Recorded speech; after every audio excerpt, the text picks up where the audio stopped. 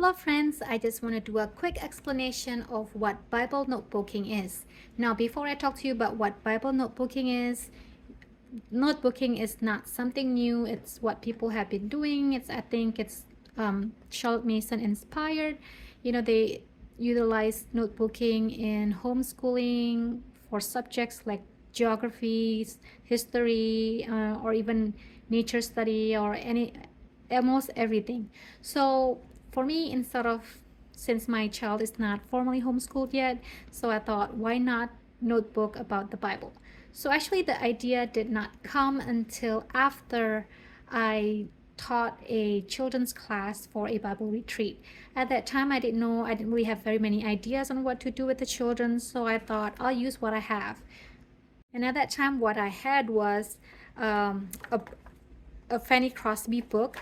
And so I printed some of the pictures and I asked the children to put the pictures in order or doing sequencing and also retell the story using their own words. And then after that Bible retreat, and I thought maybe I could continue this at home. And that's how I started Bible notebooking with my daughter Emma.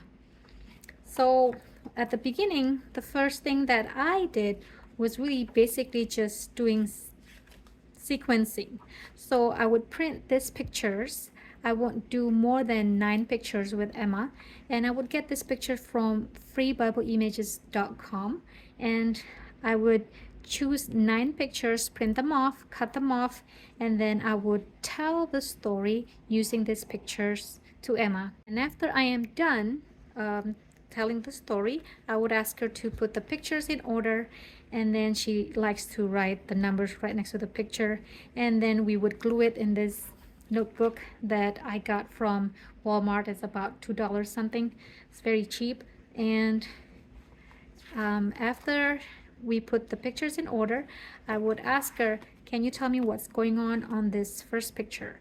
And then since she can't write, I would write it for her. I try not to coach her, but when she's going way off, then I would try to steer her back. And sometimes she would give wrong details. If it's not too substantial, I just let it go. And then I would write down exactly what she would say, and then or I would ask her to say it in a different word if it's something that is off.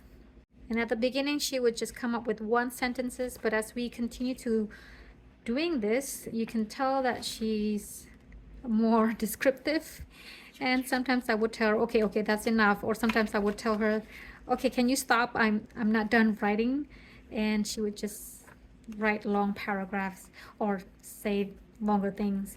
And then after a while, I feel like I could do something different. So that's when I came up with doing a craft that you can add to your notebook.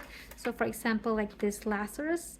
So I printed this picture off, if I'm not mistaken, from Google, and then we cut up colorful strips of paper, and then we would wrap it around Lazarus, and it gives a little bump, so it's more like sensory and it's just more interactive. And then another time I also have her do copy work. I would write down the word and she would use her stamps, and then she would stamp her book or she would write it down. And like this one, she didn't want to use the stamps and she would just write with her own handwriting. And then after doing all of that, I got a little bit more creative, and when she started developing interest for drawing, I let her draw a Bible story. So for example, this one is the prodigal son. So before I started doing this, I would tell the story using felts, and then she didn't know what to draw, so she drew the felts, and this is how the man looked like. It looks like a pharaoh, but it's actually just a man, an old man. And then she would draw, and then she would narrate to me orally, and I would write down what she said. And then she got really creative with the rest of her story, that it got really long, that I had to tell her to stop, basically. Okay, that's enough. That's enough for now. And she became a bit more repetitive. But actually, this is like a notebooking style that if you know Charlotte Mason notebooking, this is basically what it is, but it's just using the Bible. And then I became a little bit more creative. I got these pictures from truewaykids.com, and they offer free Bible lessons. I don't use their lessons, but I do appreciate their craft. So I printed the coloring pages, and I would modify it to what I really want to do with them. So for this one, this is the story of coin in the fish's mouth, and I would cut off this person, and then I would make it as a flap, and then I would have Emma to retell the story using these flap. And then the story progresses, and I'm just using the characters, and the flap makes the notebook more interactive and more interesting to her. And then I also use the coloring pages from truewaykids.com to tell the story of the talents, the parable of the talents. Like this man at first, he had 5 talents, so I would cut out these money bags, 5 of them, and then Emma would retell the story. And then later on, the man ended up with 10, so I would cut out 10 of these, and I would ask Emma how many did he end up with, and she would count to 10, and then she would retell the story. So forth and so on with this one also. That's the second man, and he has 2 talents, and he ends up with 4. But the first man, he ends up with just 1 because he buried it. And then I got a little more creative as I saw more on Instagram. So this one is talking about what are my talents. So I printed a picture of Emma, and then I made it into like an accordion, and then I would have her think what are her talents, and then she would I helped her with this, with finding the answers, and then she would write down toys, violin, time, energy, helpfulness, being helpful, her bike. She could ride her bike to help somebody, and then she could help someone using her memory verses. So I would write these down somewhere else, and then she would copy my writing, and it just makes the notebook more interactive and more interesting. So the latest thing that I have incorporated is character study.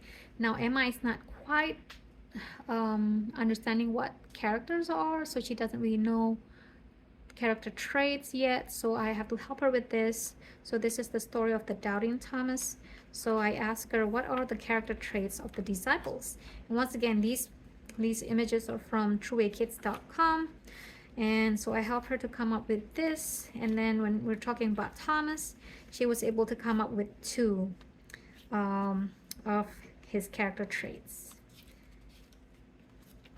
And then we did more sequencing with the same story, and sometimes I would combine sequencing with some type of a craft, interactive craft, and then I would add another thing. And the latest thing that I did was cause and effect.